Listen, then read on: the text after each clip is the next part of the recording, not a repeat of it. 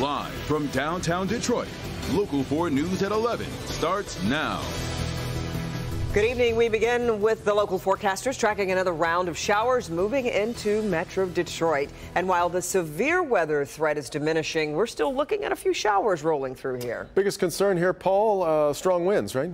Yeah, and that's not going to be here until tomorrow, so I think a lot of us can just go to bed and not have anything to worry about in terms of the overnight weather. Now, certainly, we're going to get some showers, small chance for a rumble of thunder, and there could be some gusty winds, but we're not looking at the big severe type of stuff that was at least looking like a small possibility earlier in the day. So you can see on Storm Tracker 4 that we have just the scattered light rain here back to the west. This is no big deal, and I'm going to show you something really fascinating farther south in about 10-15 minutes. It's worth sticking around for. But right now, let's do some 4-zone weather. Look at these 60s still hanging around at 11 o'clock at night. 64 in Detroit, 62 in West Bloomfield, 63 in Taylor. In our south zone, 63 at Dundee. We have 62 in Saline.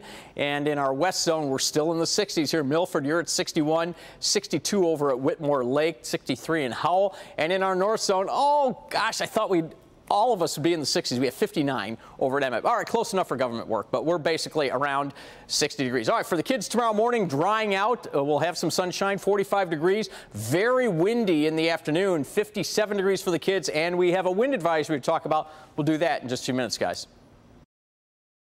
Another African-American man has died as a result of the use of lethal force with the interaction of law enforcement. 9 days after Patrick Lyoya was shot and killed during a traffic stop, Grand Rapids police releasing the video showing the deadly confrontation. Hey, stay in the car! Stay in the car! 20 minutes of video, some of it too graphic to show.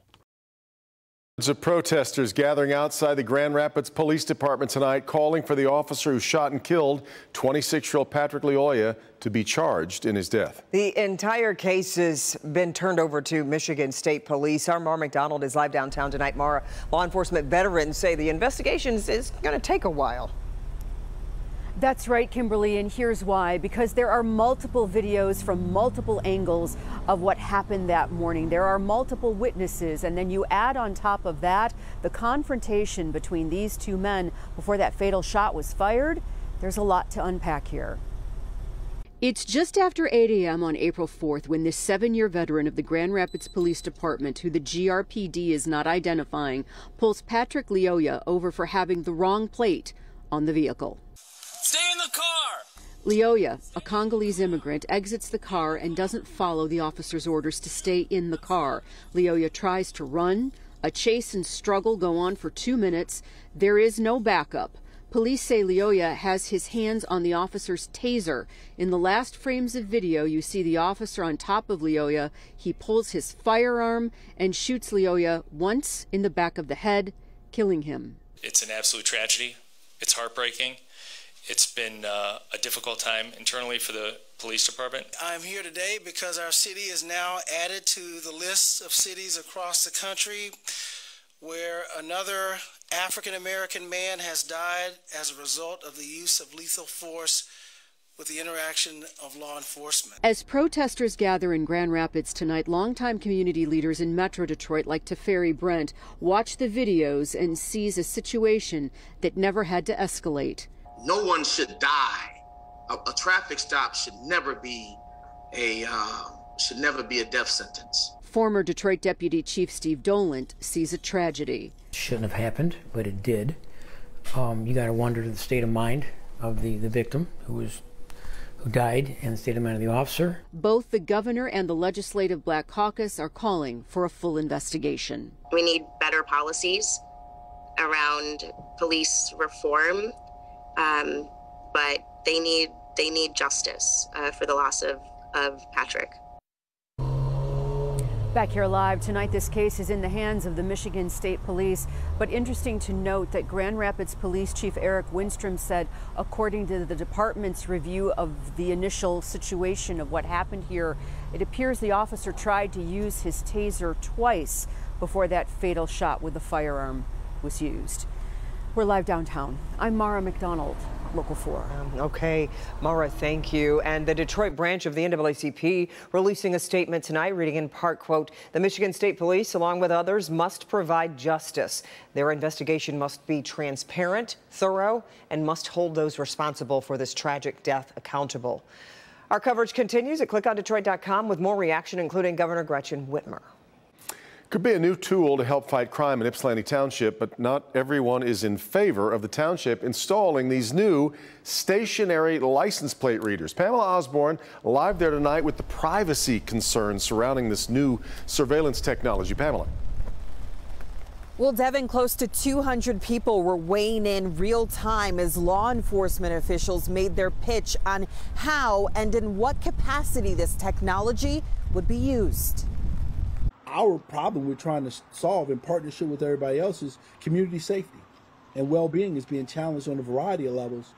But both nationally and locally, we are concerned about the increase in violent crime. Washtenaw County Sheriff Jerry Clayton believes LPR, or license plate readers, could help deputies track down offenders of violent crimes. Right now, the sheriff's office, which polices Ypsilanti Township, is trying to determine if the technology is a good fit. But they didn't want to explore the option without public input, and there was a lot of that.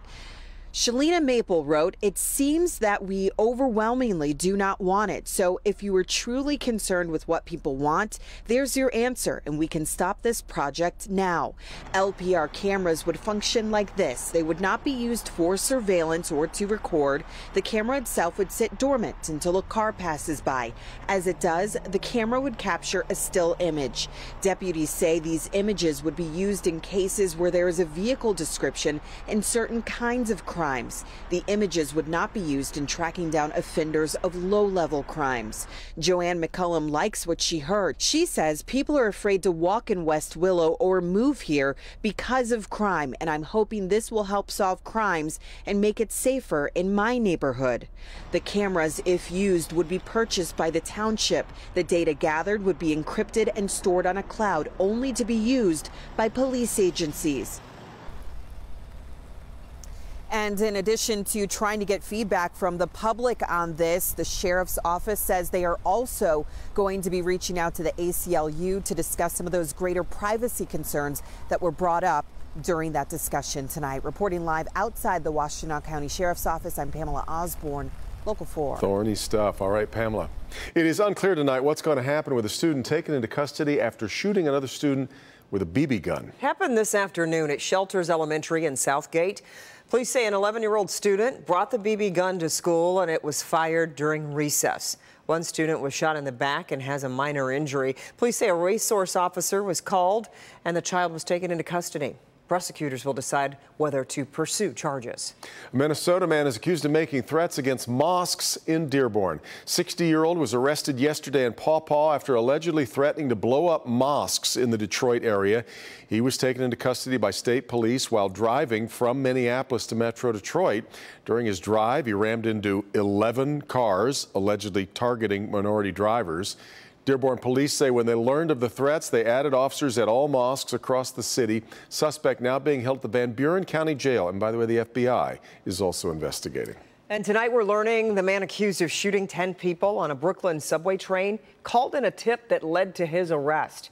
Today, 62-year-old Frank James was taken into custody in New York's East Village. James has been charged with a federal terrorism offense. His motive for the attack is unknown, but police say they are examining social media videos where James criticized the U.S. as a racist place.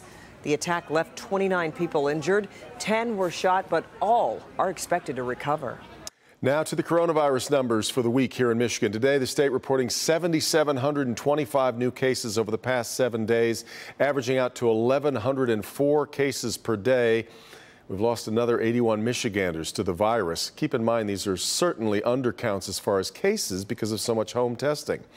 CDC also expanded the travel mandate for masks to May 3rd. That was actually going to expire on Monday.